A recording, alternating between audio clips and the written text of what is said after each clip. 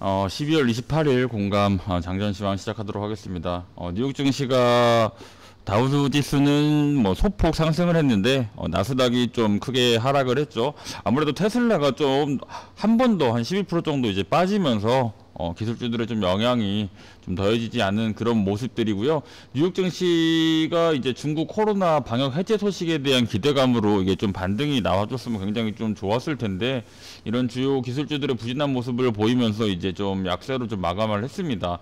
일단 이 중국 같은 경우는 제로 코로나 정책을 폐기를 하고요. 내년 1월 8일부터 방역 규제를 해제를 한다고 합니다. 그래서 이 본격적인 좀 리오프닝 기대감이 이제 커지고 있는 모습인데, 뭐 일본 같은 경우에는 30일부터 바로 중국발 그 입국자들에 대한 검역을 뭐 강화하겠다 뭐 이런 식으로 나오면서 이제 동아시아부터 여러 가지 그 국가들이 중국이 이런 정책에 대해서 어떻게 반응을 할지 좀 주목을 하면서 대응을 하면 좋을 것 같습니다. 우선 일단 당장 국내 입장에서는 이 리오프닝 해제에 대한 기대감이라도 이렇게 돌아가는 게 시장의 먹거리가 충분히 이제 형성이 될 수 있다라는 그런 좀 안도감의 거래대금이 형성화될 수 있고, 뭐 이게 뭐 궁극적으로 좀 안 좋게 끝나더라도 결국에는 지금은 새로운 이벤트, 새로운 자극들이 결국에는 필요한 시장이기 때문에 굉장히 긍정적으로 보셔도 좋을 것 같습니다.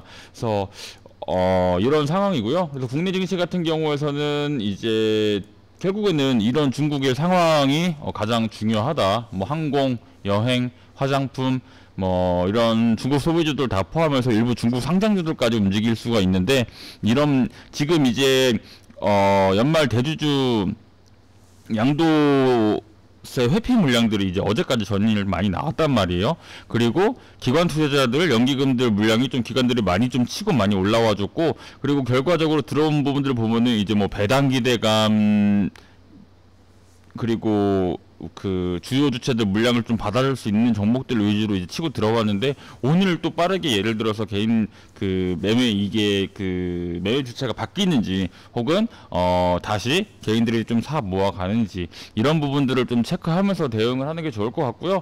원전 건설 같은 이 수주 관련주들도 바닥을 지금 다지고 있는 모습들이 있어요. 그래서 이 앞으로 나올 대통령실의 메시지에 따라서 내년 초부터도 좀 크게 한 번 더 움직일 수 있을 것 같은 그런 흐름들이 좀 보이고 있어서, 뭐 아직은 좀 이렇게 너무 긍정적으로 보는 건 시기상조이긴 한데 충분히 가능성이 있다라는 점 좀 인지를 해두시면 좋을 것 같고요. 그리고 마지막으로 윤 대통령의 이제 드론 부대 조기 창설 지시로 전일 막판에 이제 그 드론 관련주들이 좀 많이 올랐고, 시간에서도 드론 관련주들이 많이 이제 주도를 했거든요. 그래서 이런 부분들이 당분간 주요 수급으로 자리매김할 예정이니 참고하셔서 따라오시기 바랍니다. 그리고 올해 이제 한 이틀 정도 남았는데 다음 내년을 좀 준비하는 기간으로 좀 초석을 다지는 기간이라고 생각을 하고 따라와 주시면 될 것 같습니다.